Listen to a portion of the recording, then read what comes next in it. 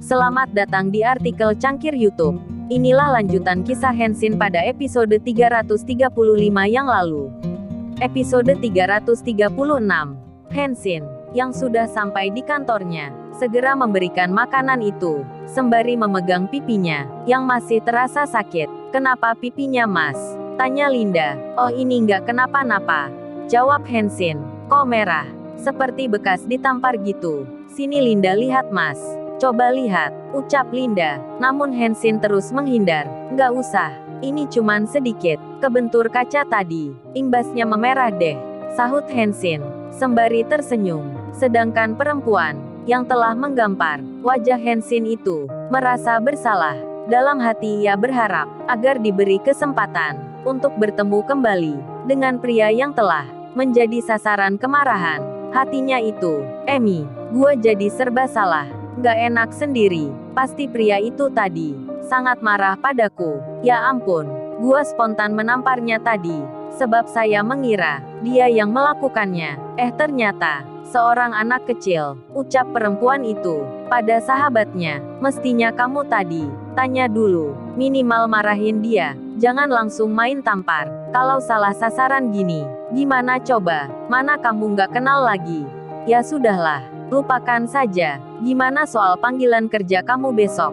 Apa jadi?" ucap Emi. "Iya, besok pagi aku diminta menghadap. Doakan saya, supaya tes besok dilancarkan, sehingga diberikan kesempatan bekerja di perusahaan itu," ucap Amanda, perempuan yang telah menggampar wajah Henshin itu. Keesokan harinya, Amanda pun mendatangi perusahaan, tempat di mana dirinya akan menjalani tes. "Permisi, selamat pagi. Nama saya Amanda. Mendapat panggilan tes kerja dari perusahaan ini. Bisakah saya bertemu dengan Ibu Dina, staf bagian ketenagakerjaan?" tanya Amanda pada petugas informasi. "Oh iya, silahkan. Kebetulan Ibu Dinanya masih belum sampai di kantor.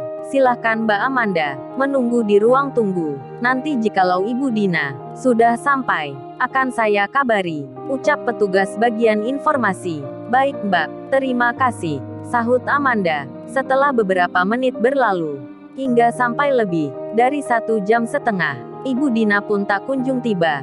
Namun Amanda tetap bersabar menunggu. "Selamat pagi Tuan Muda," sambut semua karyawan pagi itu. "Pagi semua," ucap Henshin. Sedangkan Amanda masih belum menyadari kedatangan Henshin. Dia hanya mendengar suara beberapa orang yang tengah menyambut tamu. Amanda pun berdiri, hendak menuju petugas informasi, untuk bertanya tentang keberadaan Ibu Dina. "Maaf Mbak, apakah Ibu Dinanya sudah sampai?" "Sudah hampir 1,5 jam. Saya menunggu," tanya Amanda. "Oh iya Mbak, maaf.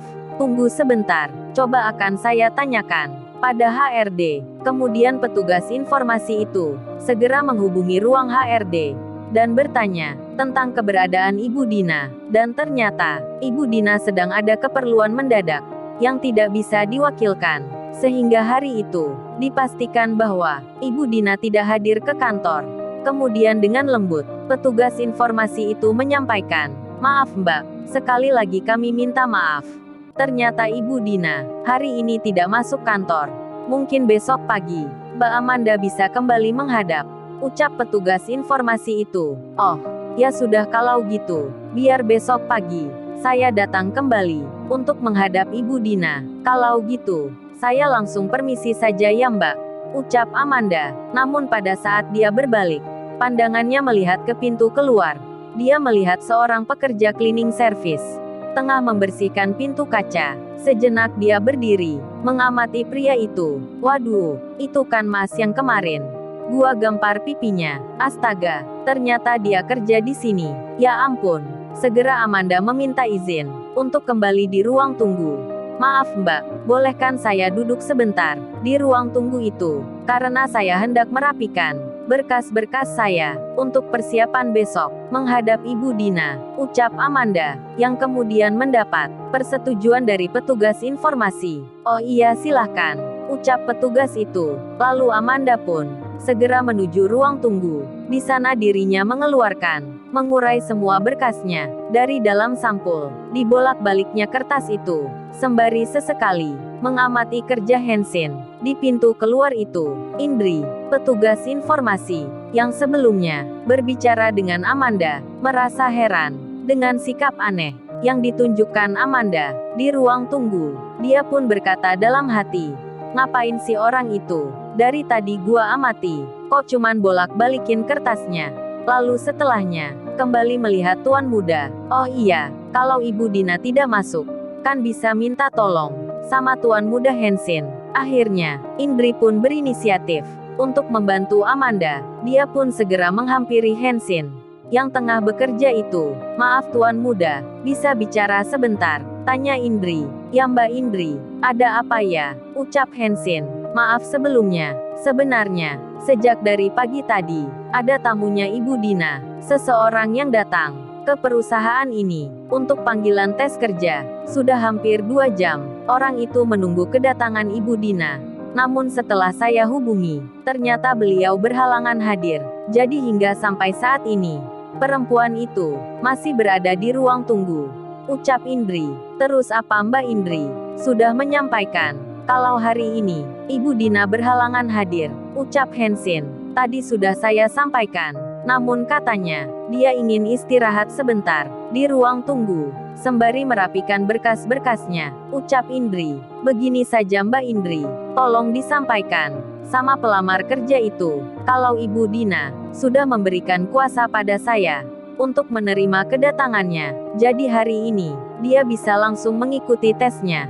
Tapi sebentar, saya ingin ganti pakaian yang lebih rapi dulu. Kurang lebih 10 menit dari sekarang, Mbak Indri arahkan tamunya untuk masuk ke ruangan tengah. Ucap Hansin, yang segera pergi, meninggalkan pekerjaannya. Di saat itu, Amanda melihat lagi ke arah pintu keluar. Nah sudah aman, ucap Amanda dalam hati, sembari merapikan semua berkasnya, dan segera berdiri. Namun di saat itu, Indri, petugas informasi itu, memberitahukan kepada Amanda, maaf Mbak Amanda, saya baru mendapat informasi, jikalau hari ini, Mbak Amanda, bisa menjalani tes kerja, bersama pengganti Ibu Dina. Beliau sudah memberikan kuasanya, jadi silahkan Anda persiapkan semua kelengkapannya. Tunggu sebentar ya Mbak, ucap Indri.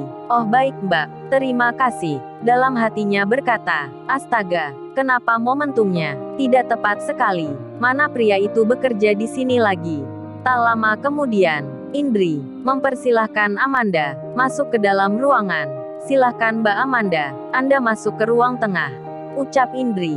Baik Mbak Indri, terima kasih. Amanda pun berjalan perlahan menuju ruangan, yang di sana ada Hansin menunggu. Lalu, bagaimana kisah selanjutnya? Subscribe channel ini untuk episode berikutnya. Terima kasih.